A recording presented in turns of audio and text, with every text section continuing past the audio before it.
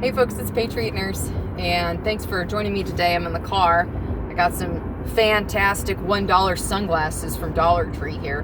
But I want to talk with you about this issue with Trump's attorney, Mr. Cohen, being raided not only in his office, but also his home for non-criminal actions, by the way, that have nothing to do with the current administration or the president's conduct in office or anything like that. It's very troubling.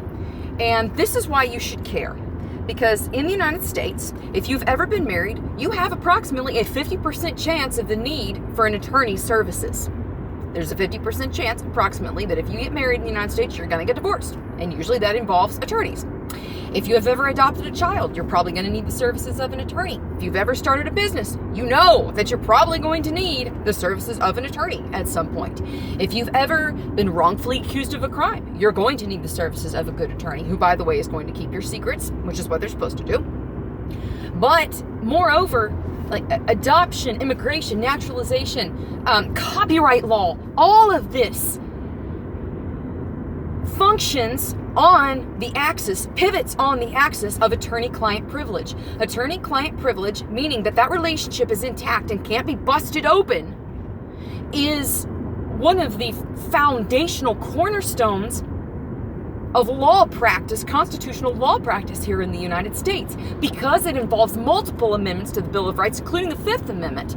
If, for instance, an attorney can be leaned on and that relationship can be fractured between attorney-client, then the client's Fifth Amendment rights do not incriminate himself can be destroyed.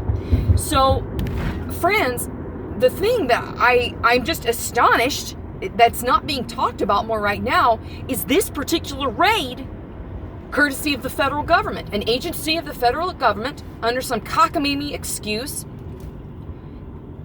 is going into the office of the legal representation for a sitting president and essentially trying to foment a soft coup. The fact that the Republicans in the House and the Senate are, where are they? Crickets, anyone?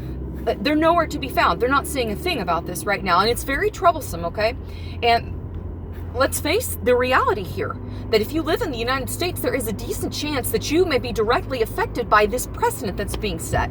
We all know that there's law, and law exists on the books, but the way that it's enforced by the executive branch, and yes, the FBI is part of the federal executive branch, when it is being enforced, okay, in a way that essentially nullifies the law, we all should pay attention to that. Every single one of us should.